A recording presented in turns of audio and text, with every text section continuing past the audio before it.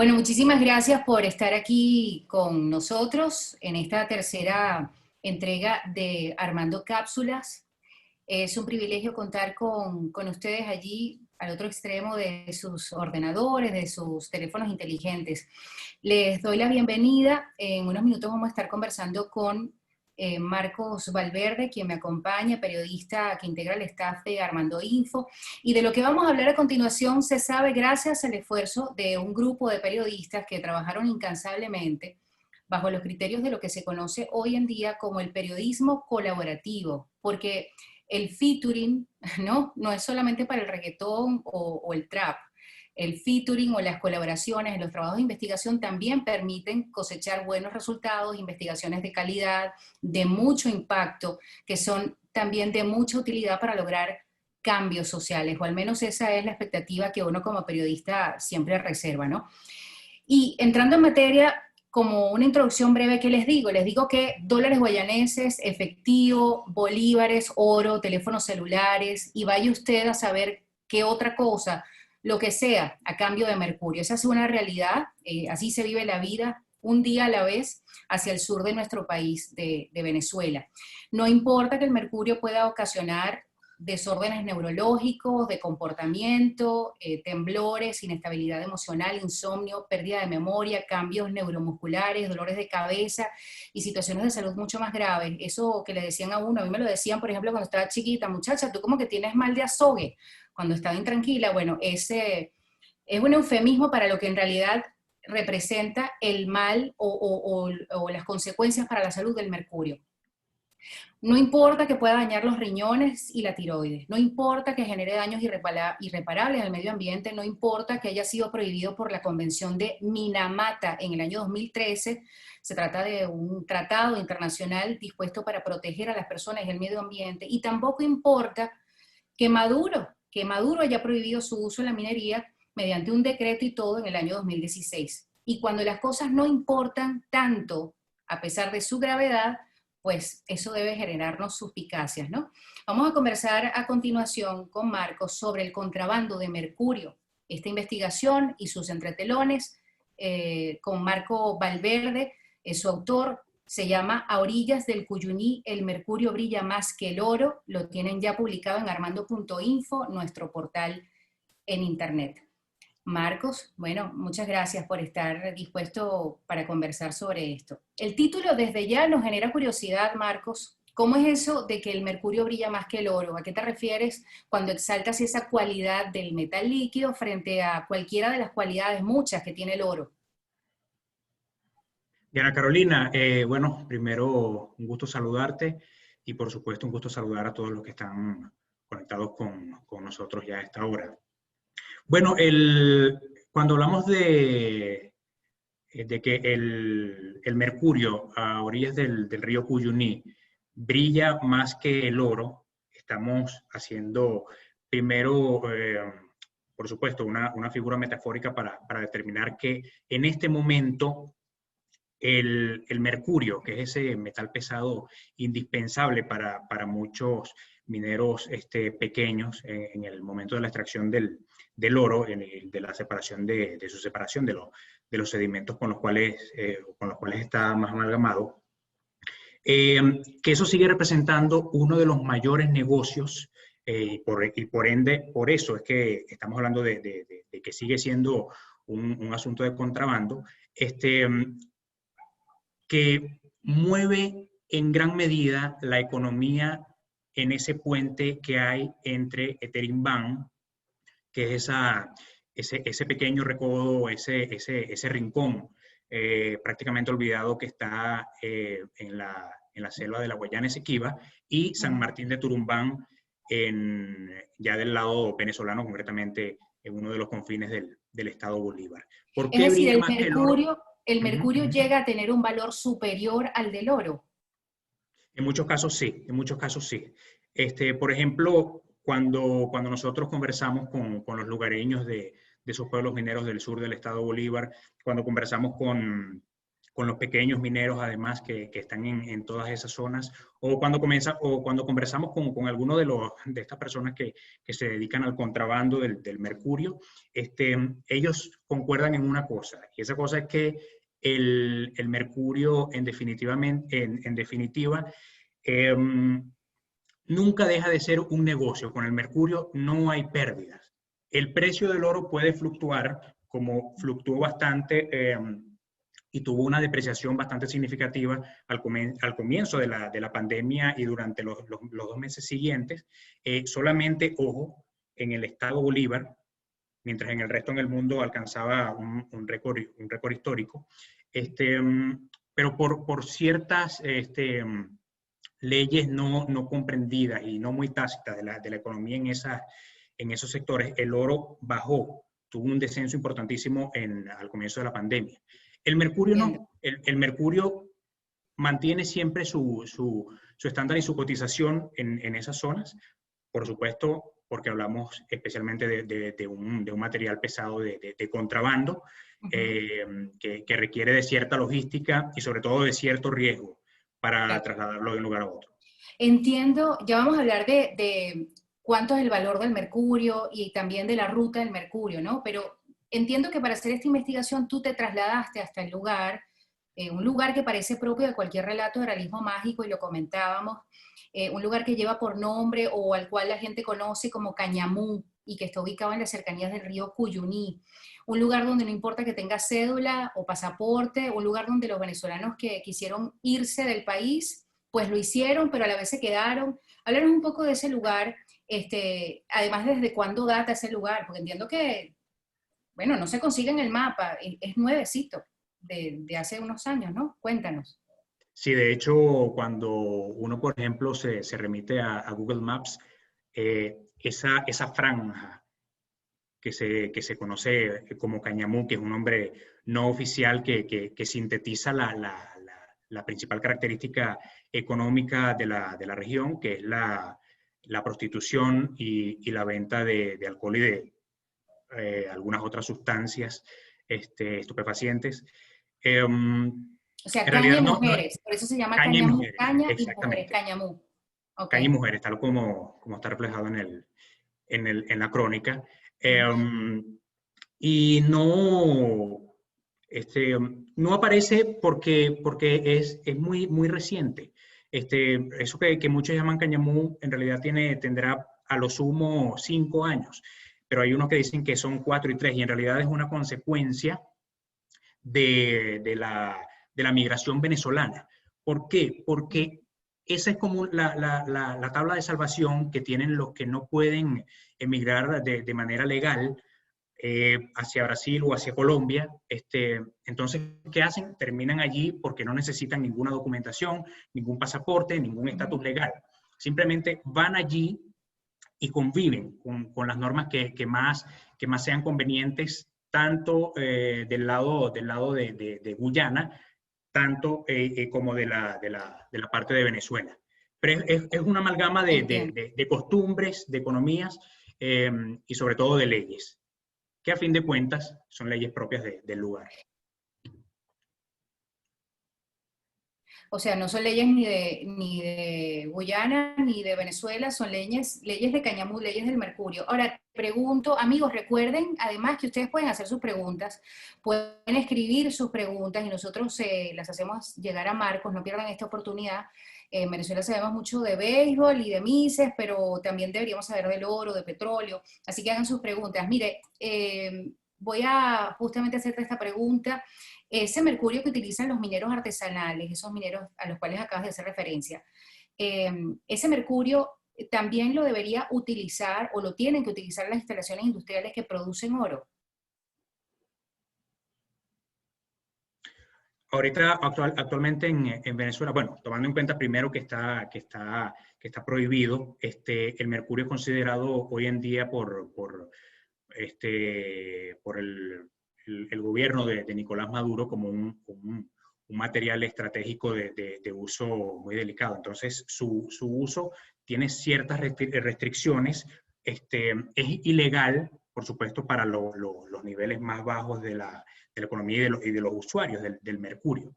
Pero en los niveles más altos, por supuesto, sí hay una permisividad, aunque bastante amoldada a las normas del contrabando y bastante amoldadas además a las normas que rigen el incumplimiento de estas leyes. Por supuesto, es Claro. de fácil acceso para altos mandos, es de fácil acceso incluso para quienes puedan tener una cierta cercanía con estos actores gubernamentales, pero por supuesto de menor acceso e incluso prohibido para los mineros artesanales. Hablamos de la ruta del mercurio y la estructura de complicidades que hay en esa ruta. Fuerza Armada Nacional, Ejército de Liberación Nacional, es decir, la guerrilla. ¿Quién más está involucrado en esa estructura de complicidades? ¿Y cómo es la ruta? ¿Desde dónde se trae? ¿A dónde llega? Bueno, hay varias rutas. Voy primero con la que pude ver en este recorrido que por cierto, pudimos completar antes del comienzo de la pandemia y de la cuarentena, la ya más que prolongada cuarentena que impuso la COVID-19, ¿no? Primero, hablemos del ámbito de Guyana. Pues bien, desde la capital guyanesa, Georgetown, hasta ese recodo que es Eterimban, últimamente hay mayor facilidad de que se traslade o mayor facilidad para trasladar el mercurio, porque se abrió una ruta aérea con aviones monomotores. Una vez que lo trasladan, pues, con cierta legalidad. Una vez que llega allí a Eterimban, cruza el mercurio a través del río Cuyuní, sin ningún tipo de permisividad, sin ningún tipo de documentación ni nada por el estilo, y llega a San Martín de Turumbán, que es un pueblo minero ubicado justamente que colinda con la Guayana Esequiba. Y luego desde allí empieza a subir hacia las minas más cercanas de San Martín de Turumbán, que son muchísimas. Incluso por allí se habla de yacimientos diamantíferos, pero básicamente oro lo que prevalece allí. Y por supuesto es básicamente el oro para lo que se necesita para el mercurio, lo que se necesita para la extracción de este oro. Luego, sigue subiendo hacia el eje minero más importante del estado de Bolívar, que es Huaczipati, El Callao y Tumeremo, aunque en menor medida, porque el que más entra a esos tres rincones que acabo de mencionar es el que viene principalmente, según lo que confirman muchas fuentes de allá, de Colombia, ¿ok? ¿Qué pasa entonces en esas rutas? Bueno, hay alcabalas, por ejemplo, nada más entre Tumeremo y San Martín de Turumbán hay 3 alcabalas y en todas, por supuesto, se maneja el asunto de las tajadas, de las coimas para esos funcionarios de la Guardia Nacional, del Ejército, que cobran para dejar pasar ese mercurio libremente. Pero, ¿y cómo es la nomenclatura? ¿Cómo se comunican? ¿Cómo sabe un guardia nacional, para no ser tan evidente, tan bandera, para utilizar un término coloquial? ¿Cómo sabe un guardia nacional que el que viene ahí tiene mercurio y dame tanto? ¿Cómo es eso? ¿Lo viste, lo viviste, te lo contaron? Mira, con las personas que conversé, tanto del lado de la Guayana Esequiba como de San Martín de Turumbán, todos utilizaron prácticamente el mismo término, que es que primero hay que crear la red de complicidad en esas alcabalas. En la alcabala de Casablanca, por ejemplo, que es la que está a la salida de Tumeremo hacia San Martín de Turumbán, hay que decir, yo vengo con tanto de regreso, voy a buscar esto y cuando venga voy a traer tanto de esto. ¿Cuánto va a ser eso? ¿Cuánto va a ser lo que tengo que pagar? Y eso va a depender. Hay funcionarios que cobran en dólares, hay funcionarios que cobran en oro, y hay funcionarios que cobran con más mercurio incluso. Una pequeña porción para luego revenderla.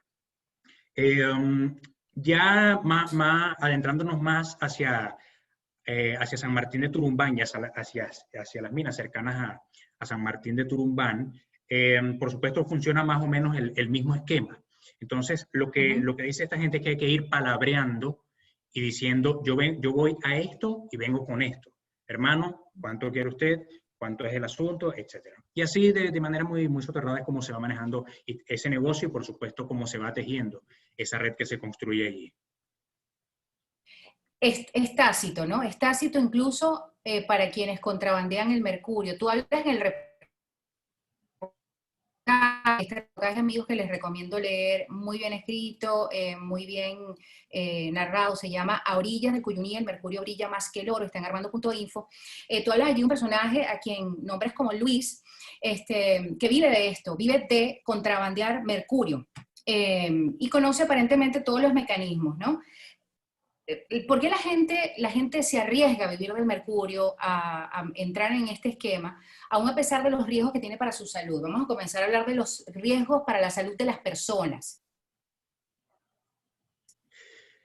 Se arriesga porque no le queda otra para comer. Un pequeño minero tiene necesariamente que exponerse con el mercurio, tiene que también recurrir a otras formas de obtener el mercurio como el reciclaje, o incluso robar el mercurio en los transformadores eléctricos, que más que todo como se utiliza en el eje Guasipati, el Callao y Tumeremo. Estas personas trabajan, por supuesto, a cielo abierto, escarbando en las minas del estado Bolívar, y bueno, sin ninguna protección y sin ningún escrúpulo además, al momento de manipular el mercurio, a pesar de que muchos conocen las consecuencias que puede haber y que puede tener la manipulación así abierta del mercurio. Mucha gente me dijo que padecía desde algún daño en algún miembro, en alguna mano, en algunos dedos, etcétera, hasta pérdida más o menos acentuada de la visión, pérdida del olfato, un daño irreversible en los pulmones, etcétera. Por supuesto, todo esto Pero Marcos, y la gente lo sabe. La gente lo sabe, La claro, gente lo pero sabe, la gente lo sabe y le sigue dando, no importa. exactamente, porque es como te digo, ¿qué más le queda? No le queda otra. Bueno, todo esto tiene, por supuesto, ¿Y cuál es el peor daño? Disculpa que te interrumpa, Marco, también Adelante. nos hace el favor el Internet, pero mi intención es también conocer cuál es el daño que le genera el mercurio al ambiente, porque mucha gente de pronto puede suponer que el mercurio puede envenenar a las personas, pero y el daño que le genera al ambiente, ¿es reversible el deterioro que puede causar en el medio ambiente el mercurio o es un daño irreparable?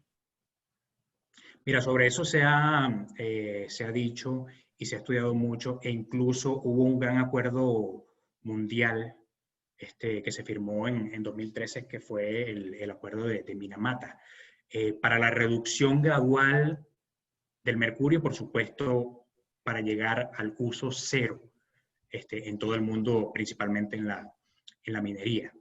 Pero, ¿qué pasa? Este acuerdo que fue suscrito en aquel momento, en el año 2013, por 128 países, luego, unos años más adelante, cuando se suscribió, fue el año pasado, por cierto, por 123 países, casualmente Venezuela no estuvo entre ellos. De modo que en Venezuela sigue corriendo el mercurio.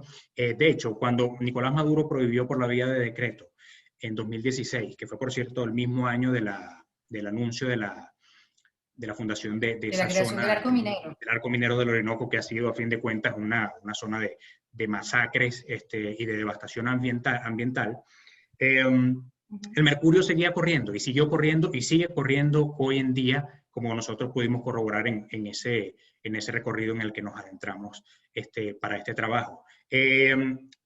Por supuesto, cuando corre por los ríos, atraviesa muchos procesos cae en las especies acuáticas y luego, por supuesto, es ingerido por el ser humano cuando come el pescado de esos ríos.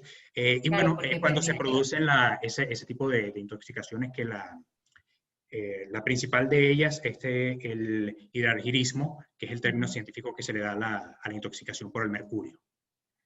¿Tú dirías, Marco, que quienes controlan o quienes deberían controlar, ¿no? Porque había que me dice no hay control de ningún tipo, pero quienes deberían controlar esta situación con el mercurio, impedir que se contrabandee el mercurio y que se utilice para la extracción del oro, actúan bajo el mismo comportamiento o tienen el mismo esquema de comportamiento que se puede ver en las bombas de gasolina, es decir, en las estaciones de servicio o, o en cualquier otra área de la vida del país. Es más o menos el mismo esquema repetido esta vez, pero hacia el sur de Venezuela y con extracción de oro y el contrabando de mercurio. Sí, sí, claro, porque es el esquema que más se mueve tanto en estructuras militares como en estructuras policiales, que es el esquema de la ilegalidad, que es el esquema del soslayo deliberado de estas leyes y de estas prohibiciones, y es el esquema además del enriquecimiento ilícito que va Uh -huh. en esas cadenas de mando, desde el soldadito que te cobra por dejarte pasar mercurio o gasolina, hasta los altos mandos que se van lucrando, porque esto no es solo de este esquema, en el caso del mercurio, no es únicamente con una botellita de mercurio que se lleva, en muchos casos son varios kilos que circulan de contrabando por las zonas mineras del estado Bolívar. Y por supuesto para eso hay una jerarquía también de pagos de la que ya hemos conversado y que bueno, que a fin de cuentas con eso es que sigue funcionando este engranaje. ¿Cuánto vale el mercurio? ¿Cómo se pesa? ¿Cómo se vende el mercurio? ¿Y cuánto vale? ¿Cuánto pagas por? Entiendo que se vende por vasitos, vasitos de café chiquiticos o botellas de agua mineral que son recicladas para contrabandearlo. ¿Cuánto vale? Bueno, ese es uno de los asuntos más interesantes y por supuesto más discordantes que uno ve cuando se adentra en las zonas mineras. Por ejemplo, ¿por qué el mercurio que se compra del lado de la Guayana Esequiba, que es más puro, por cierto, más puro no es, completamente puro, es más barato que el que se consigue, por ejemplo, en Guasipati, el Callao de Tumeremo? Bueno, hay una razón, y es que muchos prefieren no arriesgarse a fin de cuentas, porque no tienen el contacto en algunas de estas alcabalas, y si los consiguen, si les consiguen este mercurio de contrabando, por supuesto, van detenidos de inmediato y lo que tienen que pagar para que sean liberados en algunos casos son miles de dólares. Y estamos hablando de precios entre 5.000 y 10.000 dólares para que te suelten porque estabas contrabandeando mercurio. Eh, pero en el lado de la Guayana Esequiba, en eso que muchos han convenido en llamar Cañamú, que es en realidad un pequeño anexo de Eterimbán, se puede conseguir el kilo de mercurio en 8 gramos de oro o 9 gramos de oro, o grama de oro, como se le conoce allá en el sur del estado Bolívar. Ahora, ya más en la parte del eje minero y más adentrándonos en las minas en sí, puede tener costos más elevados, como de 12 o 13 gramos de oro, porque ya sabemos, ya dentro de la mina ha pasado por todo el el eje de sobornos, de coimas y de militares y de policías que se tiene que atravesar y al cual hay que enfrentarse para contar finalmente con ese mercurio. Y lo que se compra depende. Ahí un minero artesanal un pequeño minero puede comprar unos 300 gramos de mercurio, que es lo que se ven en esos pequeños envases de plástico que, como tú bien señalas, son como de café, o 1 kilo que puede ser en un frasco de vidrio o de plástico también. Así en esos frascos que son como unos envases para la liga de freno o para aceite de motor, es como se traslada el mercurio y como es ocultado en los carros donde es contrabandeado. Ya nos quedan pocos minutos, pero yo quisiera saber, Marco, si en la cobertura, o sea, en este trabajo de campo que hiciste, hubo un momento en el que te superó la capacidad de asombro, en el que no podías creer lo que estabas viendo. O sea, ¿qué fue lo más insólito que viste en este trabajo para indagar más acerca del contrabando de mercurio? ¿Qué fue lo más insólito que viste hacer una persona para contrabandear, para dejar pasar mercurio? ¿Qué fue lo más insólito que viste hacer un guardia nacional? ¿O qué fue lo que más te llamó la atención? Bueno, ahí en cuanto a, pongamos primero el ejemplo de los militares y de los policías. Uno viendo cosas va perdiendo la capacidad de asombro, pero yo creo que no hay que perderla en ese sentido cuando ve el descaro con el que actúan los policías, estos policías y estos militares, cuando van a cobrar y cuando van a negociar para el cobro de sus coimas para dejar contrabandear, sea mercurio, sea oro, sea otros elementos prohibidos, sea gasolina, sea lo que sea. Este, um, Luego, a mí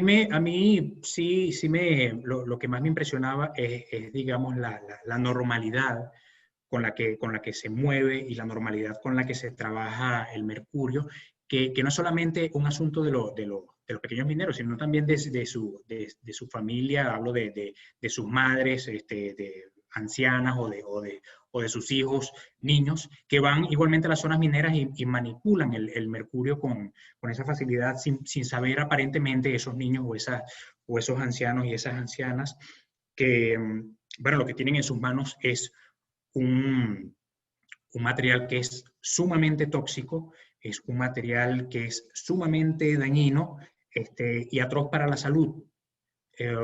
Y ellos abiertamente y hasta con cierta gracia y no exentos de simpatías mostraban el mercurio al equipo con el que fui como una cuestión normal, como si fuera agua, como si fuera cualquier otra cosa que se viera en la vida cotidiana.